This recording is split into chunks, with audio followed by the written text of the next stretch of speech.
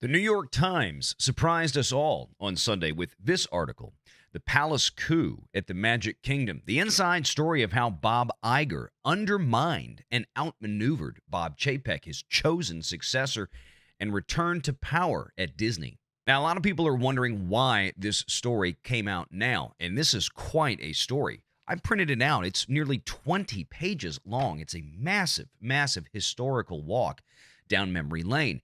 And it's going to take us a few videos to go through it all, so stay tuned. We'll have multiple parts of this coming this week and then concluding hopefully on Wednesday on the next live show.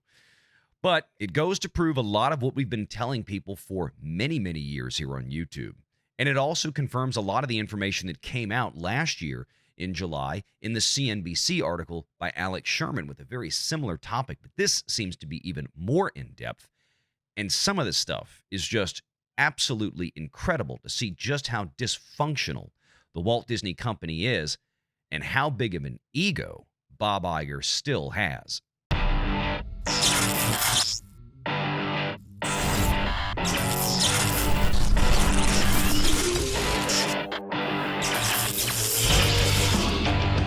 Renegade Online. Now, I don't know if you caught this in this article. Saffron Katz didn't realize was vehemently against a certain movie being released. That was Strange World, right? It was. Okay, Yep, just that's seeing it. if my recollection is still strong. I haven't read the article, by the way. It's in there. Saffron Katz, the chief executive of Oracle and a Disney board member, pushed back. Why make Chapek CEO rather than chief operating officer? Which, of course, what she was saying was, if you're still going to be running all of this stuff yourself, Bob, then just stay on as CEO and put Bob Chapek in as COO. I mean, that would make sense, right? Iger said he didn't want a rerun of the situation with Mr. Staggs, Tom Staggs, in which people thought Staggs was merely auditioning for the top job and they could outmaneuver him by going to Mr. Iger. Well, that worked well. But in a rare show of resistance, the board was unpersuaded. It agreed to consider the issue over the holidays, and by the time the board met late January of 2020, they had come around. Iger told Chapek, because they always did what Bob told him to do. I don't believe this section right here, and I'll explain why in a minute. Now, Mr. Iger told Mr. Chapek the good news immediately afterwards, saying an announcement would be made in just 3 weeks on February 25th. Can I say now why Go ahead. I don't believe this is revisionist? Why did Iger suddenly shock the world and do this? We've got the so-called reason here. I'm going to suggest that the real reason was a pandemic that was likely to wipe out the company. In all likelihood, a theme park company was about to go through a real difficult time. People didn't know how long the parks were going to be closed. Could have been 2 years. Mhm. They had no way of knowing.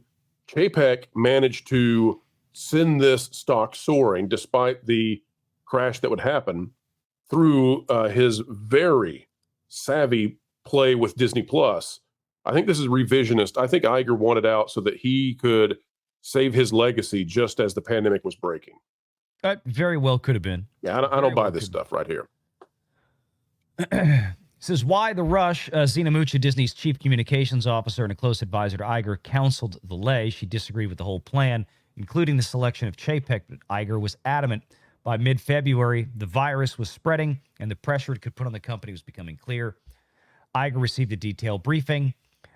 Disney parks in Shanghai and Hong Kong had already closed. Yada, yada, yada. We all know what happened there. Chapek shared the news of his promotion with his wife.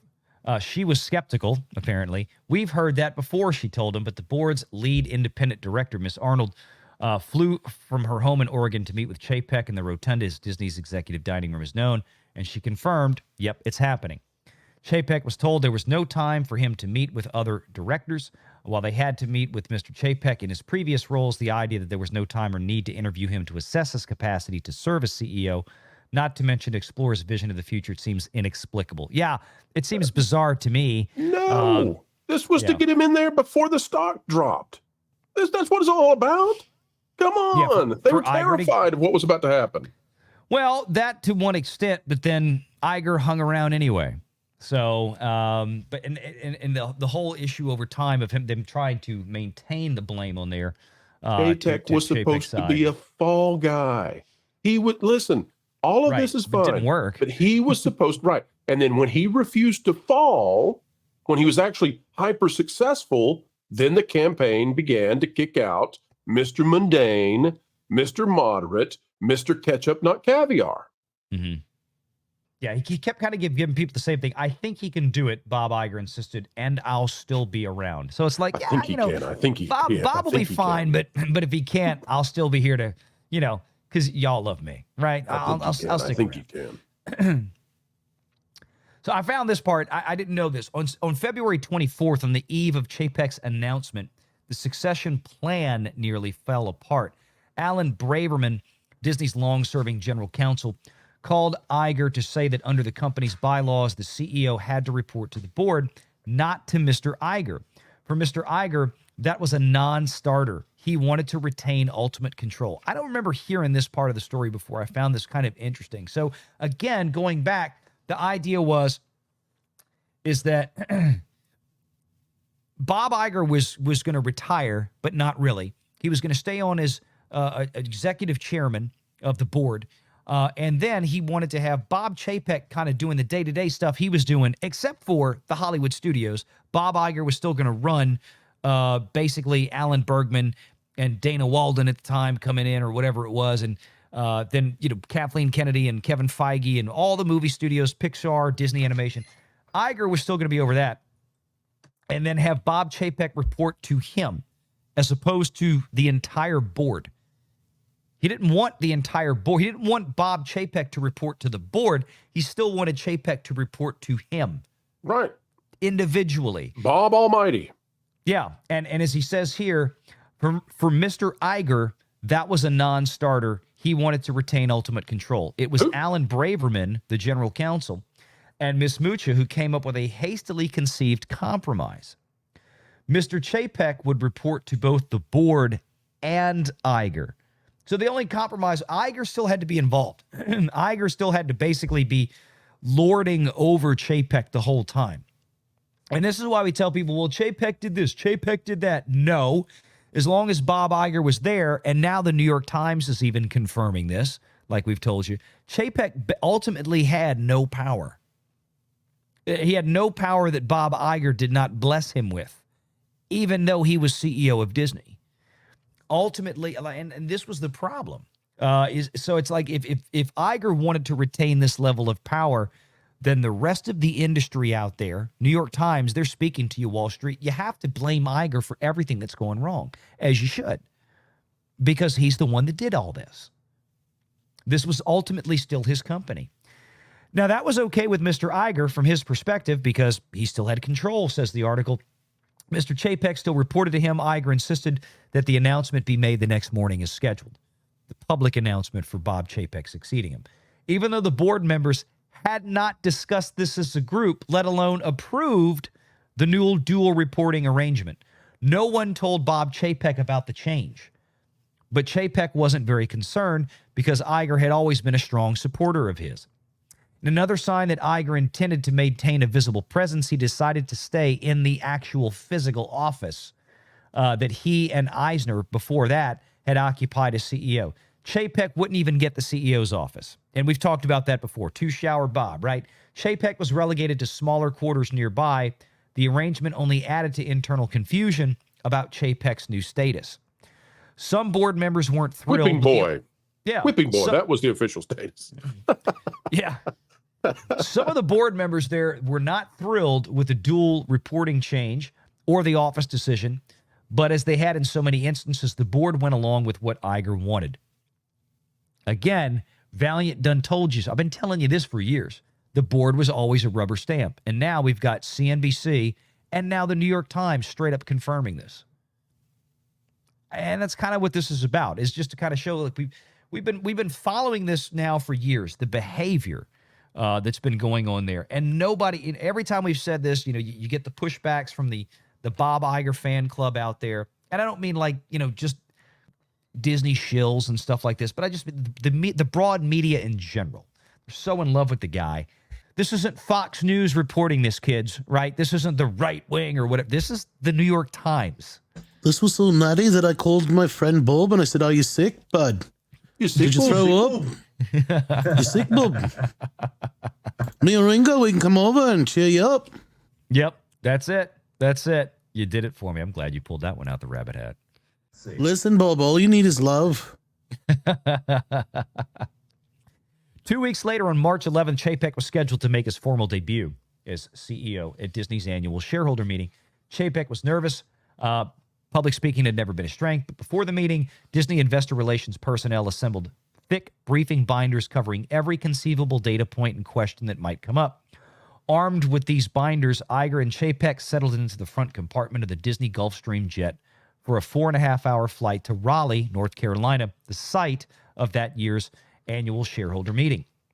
Why don't they still have these shareholder meetings in these different locations anymore? I can't imagine what's changed. Ah, God, I can't imagine. Somebody might bring an iPhone. For what Mr. Chapek expected would be an extended preparation session. Several passengers, included Chapek, recalled that Iger pulled out his iPad and started flipping through recent photographs, telling the stories behind them. There were photos of himself with Paul McCartney, basically bragging on, look at all my high-profile friends. And then Chapek said, now, look, we heard part of the story in the CNBC article, but I don't think we had this level of this granular detail of like specific things that Bob was saying. And again, the New York Times prefaced this entire article with, we've talked to people, a lot of the conversations, the things you see in quotes is what we were told directly what was said and then had confirmed by other people that were in the room or in this place on the plane, okay? So this is on the Disney G5. This is on Mickey 1, whatever the hell they call it. So Chapek said he kept trying to steer the discussion back to the annual meeting. Chapek was trying to be diligent. Chapek was trying to do his show prep in this case. But then at one point, Bob Iger interrupted with, quote, "Did you see my new yacht design?"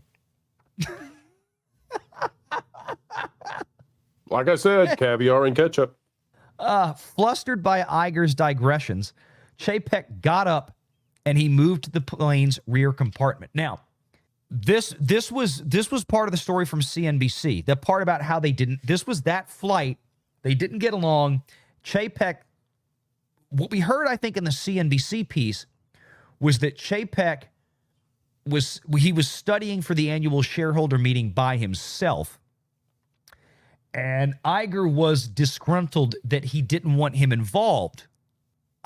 Now we have a different side, and we got the other piece of the story where Chapek was trying to study for this. He was trying to get Iger's help.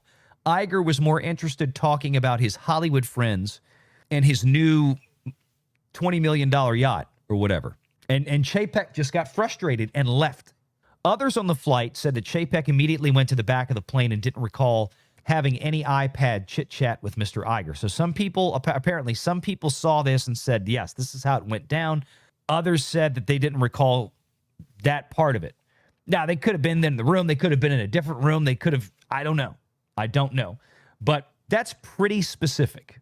That's pretty specific to me. It seems like for somebody to just invent that out of thin air. But that's just me. Chapek's extended absence was noted in the front cabin of the plane. Does Bob want to get briefed or not? Mr. Iger asked his fellow passengers, who was Christine McCarthy from the former CFO, Miss Mucha, and Alan Braverman. Finally, Iger stood up and went to find Chapek. "Bob, do you want to sit with us so we can brief you?" Iger asked. "Isn't it all in here?" Chapek replied, holding up the binder. Mr. Iger said the book couldn't convey the nuances, but Mr. Chapek said he'd review the book and let him know if he had any questions. He went back to his reading. He doesn't want to be prepped. He says the book is enough, an incredulous Mr. Iger told his fellow passengers when he returned to the front compartment. Iger suddenly felt as if he were at the wedding altar with the bride walking down the aisle. He realized he'd made a terrible mistake, but it was too late. So, man, again, that's some visual there. That's that would be a bad position to be in. But you know what? At least the money's good. It puts it into perspective from a standpoint of now we had the other side of the things where Bob, he was trying to study. Iger was not being helpful. Chapek felt like Iger was being much more of a distraction, or he wasn't interested in helping him. And he's just one of those types that, that second paragraph, Valiant. Oh my gosh. I'm sorry. I just read it. I had never seen this. Okay. So I wanted to get to this. I was flipping through to where I have it I actually. apologize. printed That out. took me. Yeah. That shocked me. I just read it and it shocked me so much. I accidentally interrupted you just completely, but it blew my mind. On the way back to California, Gavin Newsom called Bob Iger. This is California's Looney Tune governor. Who Iger is? He's buddies with all the Looney Tunes. Oh, yeah. Not those Looney Tunes. These Looney Tunes. Gavin Newsom called Bob Iger, announcing that he would restrict public gatherings in California because of COVID, but he thought Disneyland might stay open. The governor didn't want people to panic, and he feared they might if Disneyland closed. I've never heard that before. Yeah, this next paragraph is insane.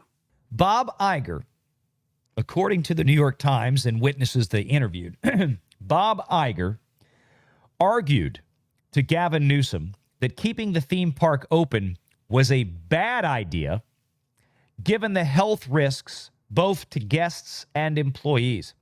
Gavin Newsom later publicly praised Mr. Iger's advice and cooperation. He was working to sabotage the financial interests of the company. There was a way to keep the park open and safe, at least for some duration, and Iger chose to tank his own asset. And now, in retrospect, we know how things worked.